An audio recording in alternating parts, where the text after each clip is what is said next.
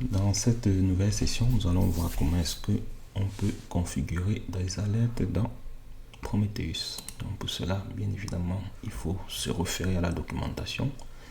L'URL de l'alerting role a été rajouté en ressource de cette session, donc n'hésitez pas à parcourir. Donc ce que nous on a fait, on a pris un exemple tout simple, qui est celui-là, dans lequel on va définir un groupe d'alertes. Donc dans ce cas, ils l'ont appelé exemple. Et donc dans ce groupe d'alertes, on a défini une première alerte et une seconde alerte.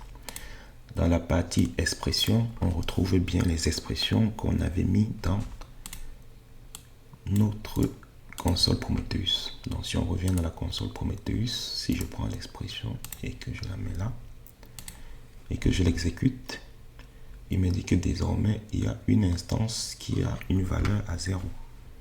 Ça c'est fait exprès parce qu'on a arrêté l'instance pour le test. Si je veux voir l'état de l'ensemble des instances, donc là j'ai deux instances qui sont up et une instance qui est down. Donc l'idée ce sera de mettre l'alerte et que l'on se rende bien compte que cette instance est dysfonctionnelle. Donc c'est ce qui est fait dans ce premier exemple. On a l'expression qui permet de récupérer la métrique. On a le laps de temps pendant lequel on va surveiller avant de déclencher l'alerte. Et on a la partie label qu'on peut rajouter pour donner par exemple des informations du genre severity est égal page. Donc vous pourrez définir vos propres labels.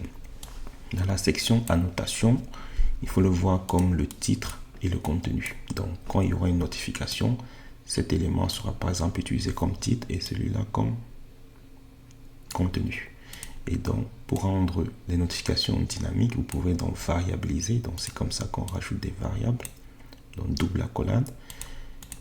Et à ce niveau, on dit qu'on va rechercher dans les labels. Vous vous souvenez, on a dit que là, tous ces éléments d'accolade, c'était les labels. Donc si on veut choisir un de ces labels, donc il faut faire $label et ensuite on met le nom. Si vous voulez prendre le job, c'est $label.job. Donc ici, ils ont pris l'instance. Donc c'est la même chose qui a été fait ici. Et là, c'est l'exemple avec le job. Donc si vous êtes dans le cas où il y a plusieurs labels, vous pourrez ainsi de suite récupérer n'importe quel label. Ici, on a dit que c'était la valeur. Donc ici, on a un exemple où on appelle la valeur. Donc dans ce deuxième scénario, on a une nouvelle requête. Et donc cette fois-ci, au lieu de le faire sur 5 minutes, donc il faut que cette requête soit dans cette étape pour 10 minutes. Et donc on retrouve bien nos mêmes éléments, un titre, une valeur. Ça va permettre que si vous faites une notification par mail, ça fera l'objet du titre du mail et ça fera l'objet du contenu du mail. Si vous faites plutôt la notification Slack et autres, donc ça sera le titre et cette fois-ci le contenu. Donc c'est ce qu'on a fait dans notre config. Donc désormais si on va dans les statuts, vous vous souvenez, on est allé dans les rôles, il n'y avait rien.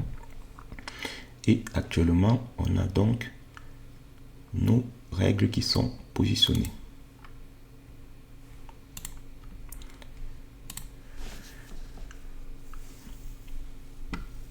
Donc avec nos règles, on a notre status qui est ici. Donc vous avez vu comment est-ce qu'on pouvait basculer de nos règles à notre statut. Donc il vous suffit de cliquer sur l'expression pour qu'elle vous renvoie dans le graphe pour que vous voyez déjà le résultat. Donc de la même manière au niveau de la load, vous pouvez aussi cliquer pour avoir le résultat et puis lancer la requête. Donc si on avait là, la requête est vide parce qu'on n'est pas dans ce scénario. Alors que lorsqu'on revient dans nos règles, on a bien une instance qui est arrêtée. C'est pour cela que le résultat il n'est pas vide. Et donc maintenant, comme tenu fait qu'il y a une instance qui match notre règle, on peut donc désormais aller dans les alertes et on a désormais bien une alerte. Donc on a positionné deux règles. Donc il y a la première qui est ouverte, donc rien à signaler, alors que dans la partie service, on a donc une alerte. Et donc à ce niveau, au niveau des labels, il vous donne tous les labels de l'élément qui a matché. Et donc c'est comme ça que on pourra notifier que pour cet élément, on a une alerte. Et donc, comme on a vu, ça c'est au niveau Prometheus. Donc on va refaire la même configuration pour que Prometheus renvoie cette alerte dans Alert Manager et c'est Alert Manager qui se chargera d'envoyer par email, par Slack ou autre.